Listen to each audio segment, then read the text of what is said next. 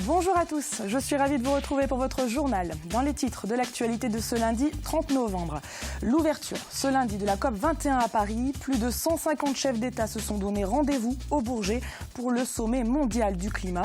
Et parmi les exposants, l'ancien skipper Raphaël Dinelli.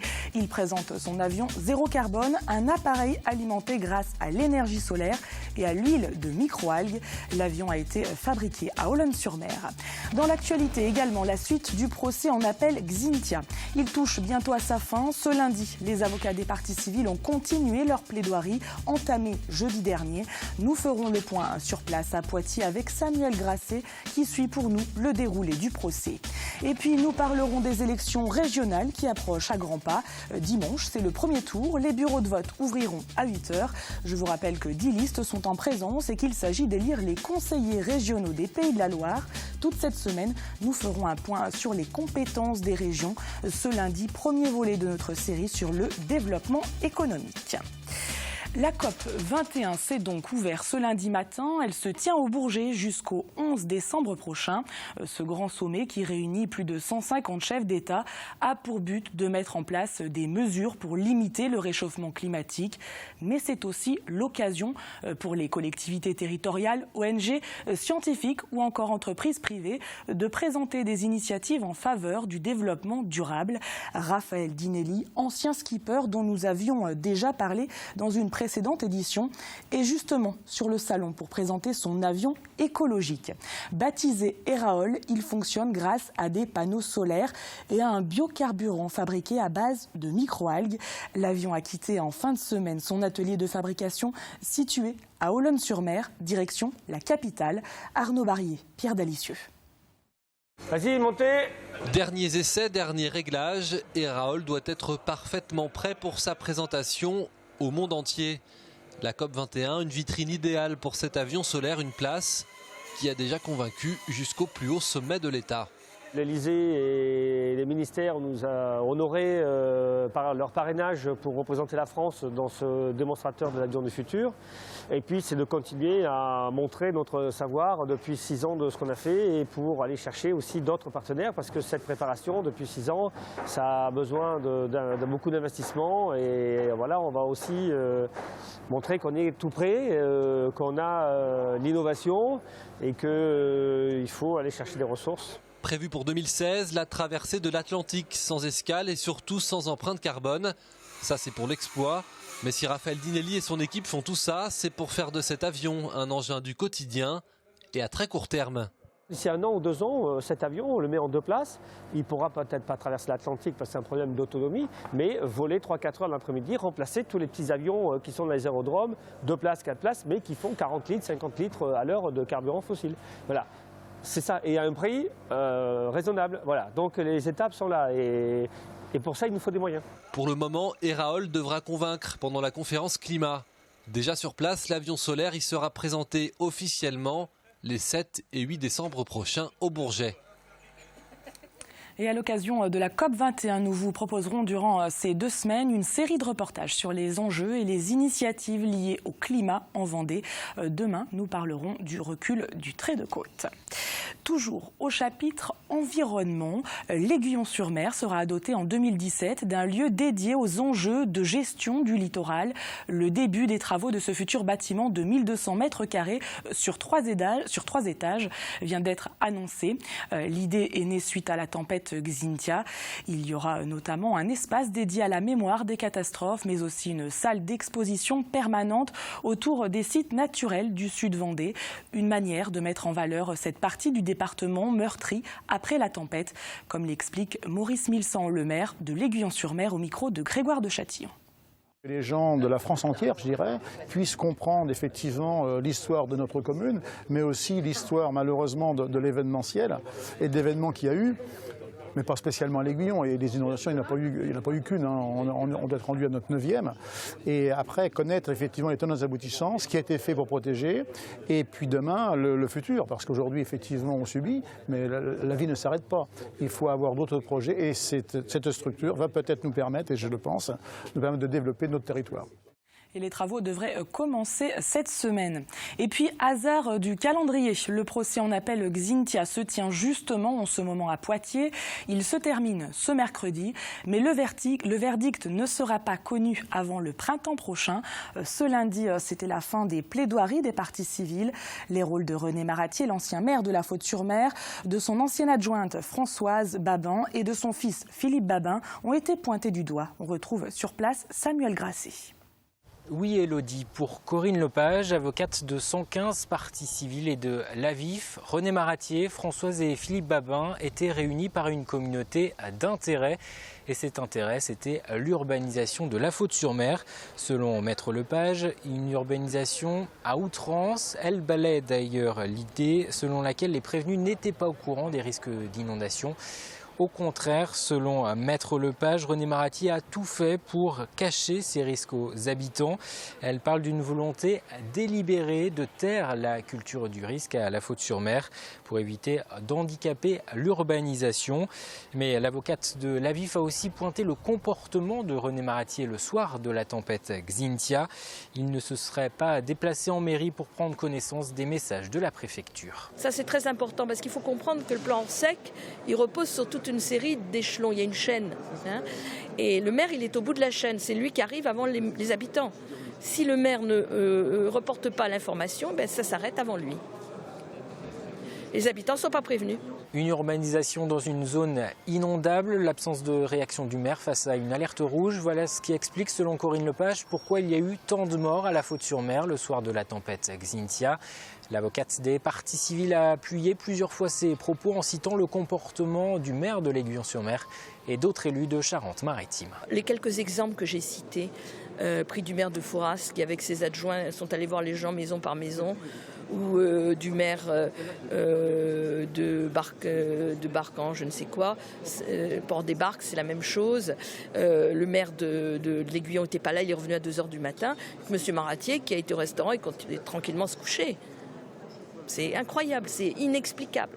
Après les dernières plaidoiries des parties civiles, ce sera au tour de l'avocat général demain, mardi, de faire ses réquisitions.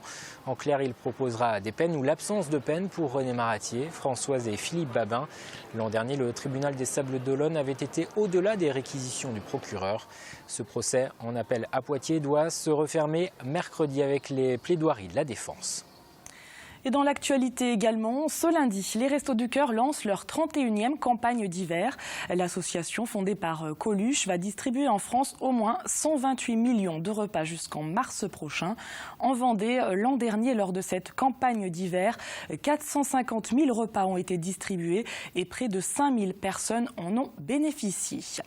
Et puis, toujours au chapitre solidarité, la collecte annuelle de la Banque alimentaire enregistre cette année une baisse de 5% des dons, annonce faite par l'association au niveau national.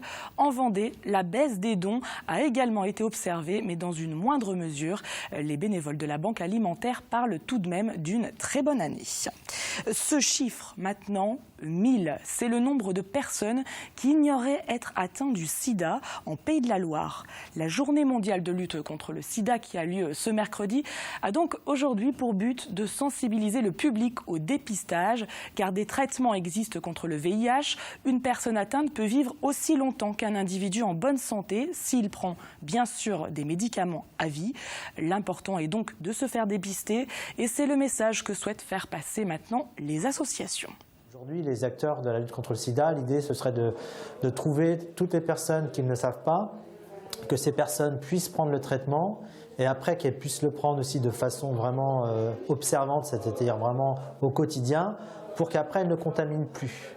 Et c'est en jouant sur ces trois données-là, c'est-à-dire trouver les personnes, donc en France les 30 000 personnes qui ne savent pas qu'ils sont séropositifs, pouvoir leur donner le traitement, qu'elles prennent bien le traitement et que le traitement fonctionne bien. Et si on agit sur ces trois niveaux-là, on va avoir une baisse des contaminations. On ouvre maintenant notre page consacrée aux élections régionales. Nous sommes à quelques jours du premier tour et toute cette semaine, nous allons nous intéresser aux compétences des régions, éducation, formation, transport, environnement. Quel est le rôle des conseillers régionaux que nous devons élire? Ce lundi, on commence avec le développement économique, une compétence renforcée. Le conseil régional, c'est le chef de file du développement économique. L'économie était déjà l'un des principaux domaines d'intervention de la région. Cette compétence a été renforcée. C'est désormais la seule collectivité à pouvoir accorder des aides directes aux entreprises. Les élus du conseil régional élaborent ainsi un schéma régional de développement économique. Ce schéma définit pour 5 ans les grandes orientations, autrement dit les priorités en matière économique. La région agit donc en faveur des entreprises à travers tout un panel d'aides financières. Des subventions, des prêts d'honneur, des garanties d'emprunt ou en entrant dans le capital de certaines entreprises. Ces aides directes et indirectes permettent d'abord d'aider les entrepreneurs, ceux qui créent ou qui reprennent une entreprise, mais la région peut aussi accompagner la croissance de certaines sociétés et favoriser leur développement.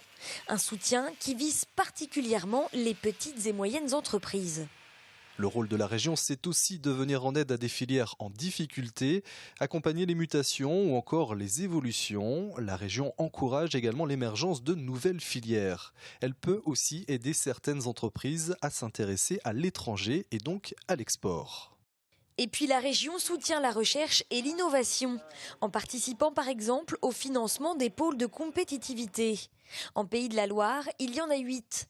Ils rassemblent des entreprises, des laboratoires de recherche, des organismes de formation qui travaillent autour de mêmes sujets comme l'agroalimentaire, les matériaux, les biotechnologies ou encore le végétal.